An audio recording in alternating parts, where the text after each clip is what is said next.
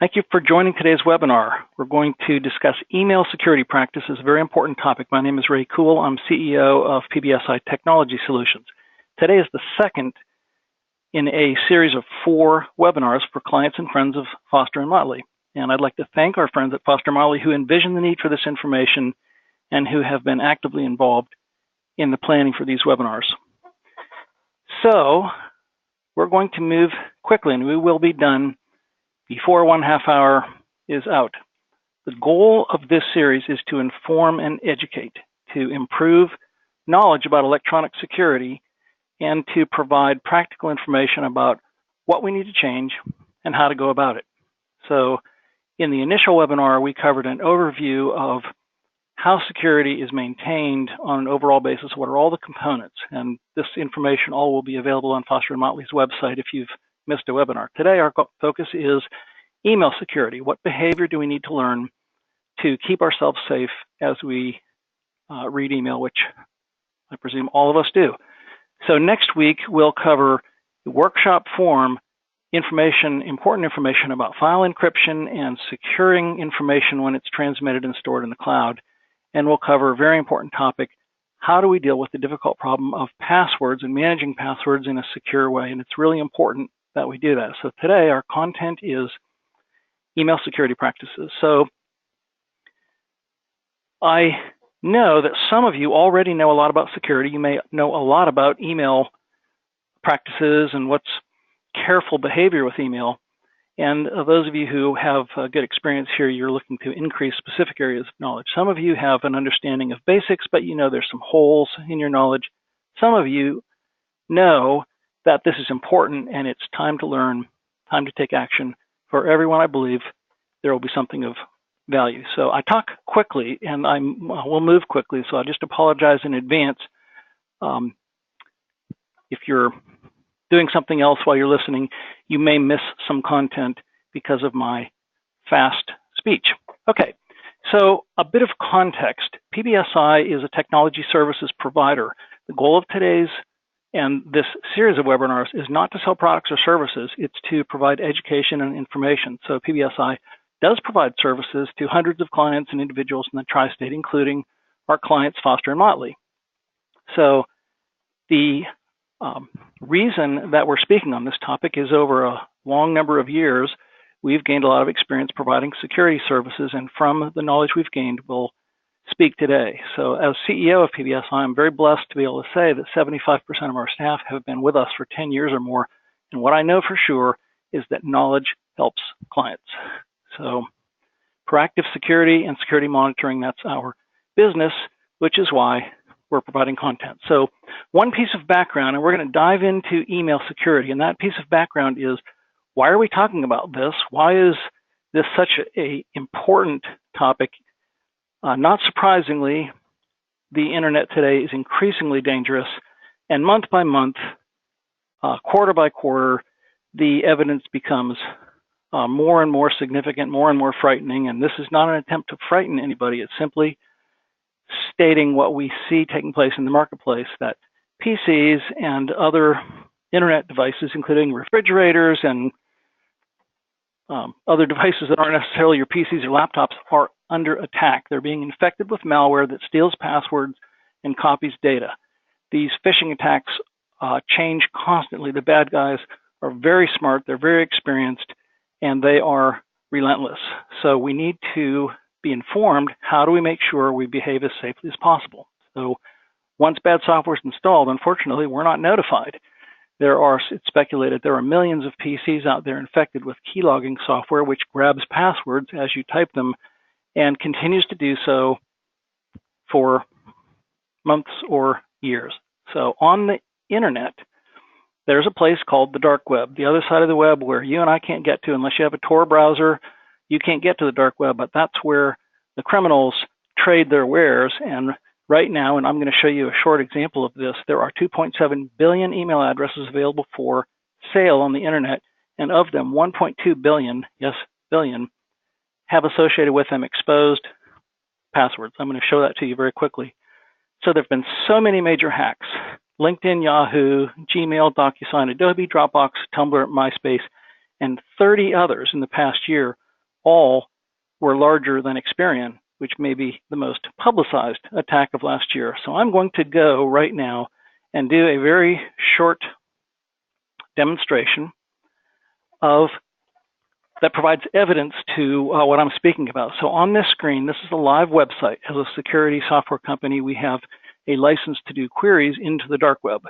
So here is a running ticker on the red area of my screen that shows 2.7 billion. If we waited long enough, this number would change real time. This is the number of email addresses are available for sale. This is the number of passwords that have unencrypted open text credentials. What that looks like, I will never expose information about any client during any presentation. Security is important to all of us, but I am going to expose PBSI information. I'm going to now go and do a query, pbsinet.com. That's our corporate email, and I see that there are a large number of email addresses: Dane, Graydon, Peg, Jackie, rcool, so forth. By the way, rcool is not an email address I use. I've never used that email address, but it's in a alias database. So how information gets from where it is to for sale on the dark web, there's just no certain knowledge. But what I can tell you is when you see a password like this, or like any of these, including mine, I used to have a normal password, and this was it. When I first saw a demonstration of this dark web search and I saw my own then normal password available for sale on the internet, I thought, holy moly, it's time to do something different. That day we signed up for this search tool so that we can search domains and individual passwords to find out what is compromised and what's at risk. So I no longer use this password, and all of these also have been changed. So that's one thing that it's very important to know is once you find out you have a compromised password, and we can help anyone do that, then change it. So next week, we're going to dive into password management and some really specific things, and I encourage you to gain that information because managing passwords is really, really critical. So what I've just done, not intended to frighten, but to communicate the truth that, like it or not, our email addresses and our passwords, many of us, have already been exposed. So the question then is, what are we to do and how can we stop it from getting worse? So this, now we're going to dive into dealing with email. So there are two major sources of password hacks, and one is when a website is compromised, like Experian or Yahoo or some of those others. The other, I've seen statistics as high as 87% of other violations of personal information happen when someone clicks the wrong thing in an email. So what we're going to talk about is how do we know what's okay and what's not okay to do inside of an email. So there are three principles on this screen, probably the big three. First, understand the difference between solicited and unsolicited emails. So this is not somebody I know and somebody I don't know. This is unsolicited, means it may be coming from Ray Cool, who I know and trust, but what if I didn't expect this email, if I didn't request something of Ray, I have to look at an unsolicited email in a different light because spammers and hackers have gained access to passwords, and you don't really know when you receive an email from Ray that it's really Ray. So first of all, if you asked for the email and you receive the response, okay, you're pretty darn safe. Unsolicited, stop. Okay, so even if you know the sender, look, is there anything unusual about this email? So most of you know if you hover your mouse over an email in the sender spot, it will display the actual password, the actual email address from which it came. I'll talk a little more about this. I've received emails from my daughter, from my daughter-in-law that include very brief information, a link that says, check this out, thought you'd be interested. And the other recipients on the email are people I know, they know. But hovering over the email address, in both cases, it wasn't them. So really useful first step. So brief emails from known persons, that's basically what I'm just describing. If it's very brief, such that it's very hard to evaluate context, step back, very unlikely to be valid. There are cases where I have sent an email, not replied to the email, but gone to my email and typed in the email address of the recipient saying, did you send me an email today asking this information? And sometimes they said, yes, okay, fair enough. But experience is a good teacher. So principle number 2, antenna up. This is pretty much the key thing is have antenna up with every email all the time. Does anything seem amiss? And ask yourself, do I need to click this now? Later on, you might decide you don't need to click it at all. But if there's not urgency to it, if you're not certain, stop. Really good idea. And we'll talk about how there are some ways that you can research if you wish. You really think this might be important, so how would you check that out? So evaluating the time of day that it was sent. Things sent at 3 in the morning are rarely, not always, but rarely from legitimate senders. If you know other insomniacs, then maybe so. What's the other recipient list? Brief context. If it's out of character, why would this person send this email to me? So some specifics, misspellings, grammar mistakes, unusual phrasing, unusual colors, formatting, font variations. So those of us who are familiar with communications in the US, we don't expect to see these little variations. And when you see any little thing that might be different, it's a heads up. It doesn't mean that it's bad. It means that it really needs to be considered carefully. So there's a map that actually was displayed on the screen that I had up a moment ago that identify places in the world that are the source. I guess this isn't the screen. I can see places in the world that are the primary sources of bad emails. China, Brazil, these are the number of occurrences, and none of these are based in the US. It's very frequent that attacks are coming from outside of the country. And we don't like to think that, but what that means is non-native English speakers will make more frequent communication mistakes than native English speakers. Just one element to consider. Okay, don't get news from email. Really important. And I'm going to show you some examples that hopefully will drill this home. Do not click a link on an email to learn something about news. If you use USA or New York Times or whatever your app is, however you get your email, go there. Do not click on an email. So current events. The Olympics are coming up. Tax season is coming. Any disaster that happens, any holiday, celebrity news, new product releases, these are just the most popular tools or instances where hackers say, I know I can cause somebody to be interested if I say Apple's about to release the greatest product in the world. Oh, I hadn't heard about that. Beware social media. Another important thing here. Some of you may use Facebook or Instagram or other social media. Nothing wrong with those sites, but they are rife with phishing scams. First of all, there are ads that are populated on Facebook and other social media sites that have not been vetted. They pay Facebook to put an ad there, but Facebook, while they may know that they're not going to take money from the Russian government if they know it's them, they rarely vet all the ads that they put there in advance of being put there. So frequently there are links to bad things that happen within you believe that because it's on Facebook, it has credibility. Don't believe that. Same thing is true with your friends. You trust your friends, but how knowledgeable are they? And when you get an email from a friend, you might think, well, it's rude for me not to open up this video link, but I just don't, because I like my friends, I trust my friends, but I'm not going to trust my next click on the fact that they've carefully vetted this joke or video or whatever it is. Does anything seem too good to be true? I've been getting a lot of $50 gift cards for Amazon, and boy, I would love $50, but I will not click on one of those, and I'd recommend you not do that either. Who wants to make you curious if there's an email? Unfortunately, news vendors do this as well. You see more and more headlines that make you curious, so it's hard to discern the difference sometimes, but urgency, curiosity, content, it just needs to have our antenna up. So scammers are very intentional in creating elaborate ruses, and I'm going to show you some examples of that in just a couple of minutes. So a couple other points, and then we're going to go to some examples. Links. One of the most dangerous things that you can deal with, both links and attachments, but links are much more commonly used in an email. So before you click on a link, never click if this email is asking for confirmation or reset or login. If you want to log in, you think this message might be legitimate, you've gotten a communication from Amex or whoever that says, we need to reset your password or something, then stop right now, go to their password, go inside of their app, log in yourself and see if you have an alert message. So if it's true, you can deal with it, but don't click on the email. And most vendors, not all, I still find that Amex does send emails with links to click on. I wish they wouldn't. So it's hard to be 100% sure, oh, this one's a scam, this is not.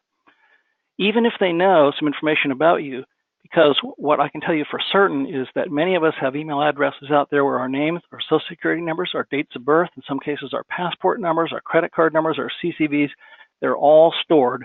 Target's been hacked. I mean, all of these websites, just because somebody knows part of my credit card number or part of my social security number doesn't mean, oh, this is okay to respond.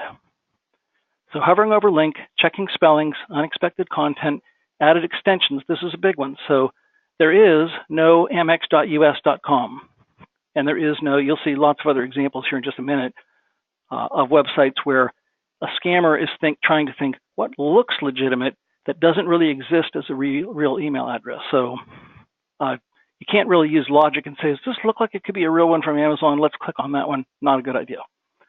If you think the request may be legitimate, instead of clicking on the link, go to the vendor's website and log in. So the main message here is think twice, think 3 times, think carefully. There is a site, one of many that you can go to, scanurl.net, which I don't honestly advocate because you can get false positives and false security. You can get a bad website, go to ScanURL and test it, and it'll say, this one appears to be okay, we've had no bad reports. Not necessarily a guarantee that it is okay.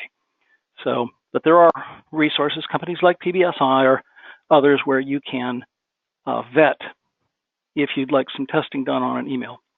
Okay, some recent and upcoming hacker spoofs. Get ready, tax season is coming. Tax season is the most popular scam time of the year. Log in to confirm your IRS account now before the person who's stolen your identity does it in advance of you. Oh, I better do that now. No, stop. Have to reset your IRS PIN number. W-2 confirmations and W-2 problems. There are just all kinds of emails that come out every year around this time, and they're getting more and more clever. Just be very careful. Don't click on the email to respond. New product releases or new account renewals, resets, don't do a password renewal or reset through an email, unless there are cases where you have gotten a phone call from Amex and your card's been compromised and they send you an email. Okay, in context, I'm not saying never, I'm saying just be very cautious. And then the general category of whether it's resumes or other Word documents or PDFs or Excel files, but Word is the most common, don't open a Word document attached to an email. So there's a way you can right-click on a document if you have an updated version of Microsoft Word, and it will scan the document to see if it appears there's anything bad in there, and it's a legitimate thing to do. But generally speaking, be really careful about attachments as well. So alerts. Google has detected unusual activity. Oh my gosh, what's going on? So here's an example of a security warning that is sent not by Google. Not that this might not happen from Google, but scammers use this technique all the time. Unusual activity, got to reset your password, click here, you better do this quickly. So hopefully I've put enough fear, that's not my intention, I've said that, but caution into this communication that I really have to be careful. So here are some examples of some emails that are just examples. There are hundreds and thousands of really clever emails. So some of you may be aware over the first of the year, this new latest big security problem where Intel and other manufacturers have been producing processors for 10 years that had a vulnerability that was just identified, and now all the operating system vendors, Microsoft and Apple and so forth, are scrambling to patch their software, which they mostly have already done. But in this time where there's uncertainty, this email comes out, and this is a bad email from a bad actor, where if this email had been received, you've heard about this thing, you want to learn more about it, you want to install something to protect yourself. If you had received and clicked on this email, that would have been bad. Same thing here. Amazon, you've entered the wrong password too many times. You need to reset my password. Just an example. I'm not saying Amazon is bad because in these cases, none of these emails are actually from the vendor from which they're purported to be. FedEx, shipping confirmation, still remains very popular. UPS, did you know you have a package waiting for you? Oh, that's interesting. What is that? Don't click. Here's an example. eFax is a current one that we're seeing a lot, where because you don't really know who the message came from, they can hide, this is a fax message from Fax Online. Well, okay, so it's from a customer. Okay, I can't really say that this is bad, but when you get a message like this where there is hidden or information that's not really clear, don't click here. If you had clicked on this particular email, you would have gotten a pop-up screen that hopefully none of you have ever seen. This is the pop-up screen that says, you should register now to buy some Bitcoin because you have been hacked and your PC has been encrypted, and now you need to pay some money by buying some Bitcoin to return your PC. So that is the place you never want to be. And if anybody's had a ransomware attack, you know how dangerous they can be. And we talk about some ways that we protect, some ways that we recover. But the starting point is don't click on the email because you don't want to receive that ransomware notice. Okay. News from email. There are some great examples. These are two in particular that I received in my own email and thought these are great emails. On the day that the trial was being held in Charlottesville for the guy who drove his car into the crowd, I got this email that the person was acquitted by a grand jury this morning. Oh my gosh, I remember seeing this email and thinking, I had no idea, you got to be kidding me, and thinking, don't get your news from your email, don't click on this. If I had clicked, it was